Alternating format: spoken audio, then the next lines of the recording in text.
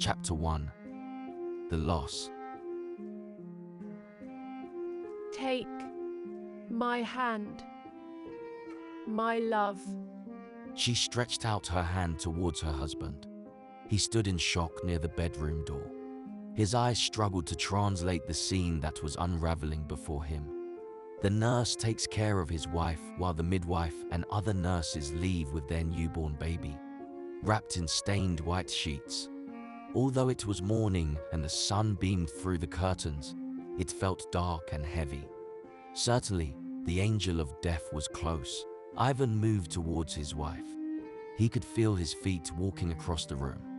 He came to a stop beside the bed and fell to his knees. Reality sucker punched him to his gut.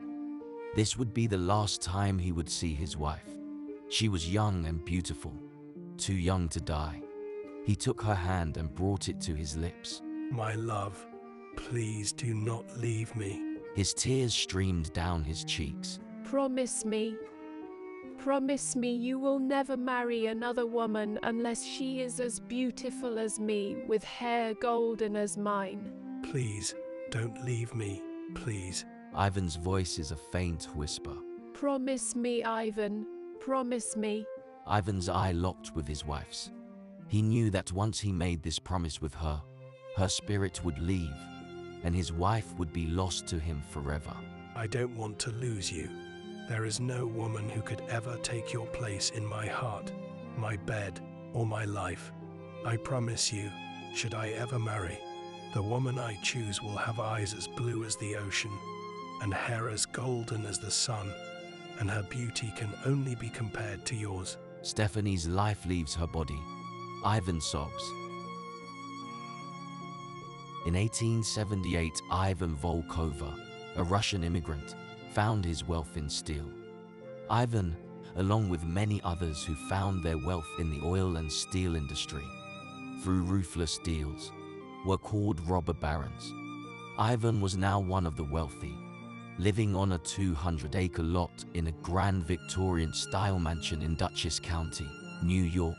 Stephanie Johnson Volkova experienced complications during her pregnancy and childbirth, which resulted in her death. Stephanie was thought to be the most beautiful woman in the world by her husband, and every night, he would let her know how beautiful she was to him. Ivan would never accept her death, and her funeral was unbearable for him. The sudden loss of his wife hit him deeper than he had expected. He refused to even look upon his newborn, or know the sex. In his heart, he cursed the birth of his firstborn for taking the life of his one true love. The funeral took place the next day, and because it was raining, the nannies kept the baby at home in the mansion. Ivan was relieved to not have to see or hear his own infant crying. That evening after the funeral, one maid who also helped in looking after the newborn asked Ivan if he would like to see and hold his baby and name the newborn. Ivan grew angry, cursing her for asking such a thing. None of his servants would ever mention anything about his offspring. The head butler moved the baby to the opposite side of the mansion until Ivan recovered and was ready to see his child.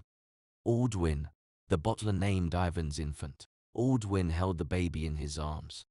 He, along with all the servants, stood in the mansion's kitchen. All of them had already fallen in love with the new baby. Stephanie gave birth to a baby girl with her mother's blue eyes. Despite the apparent baldness, the baby's head revealed faint hints of bright blonde hair. What will we name her old one? Lavina, the nanny for the baby, furrows her brow as she looks up at him. Holding her is like standing in the middle of the garden in June. A warm smile grew on his face. She will be called Summer. Summer. Everyone chimed in with a hushed cheer. Yes, Summer is a fine name, old one. Lavina takes the baby from him. It is time for her feeding and then off to bed. Lavina swaddles the infant. She plants a kiss on her small forehead and left the kitchen.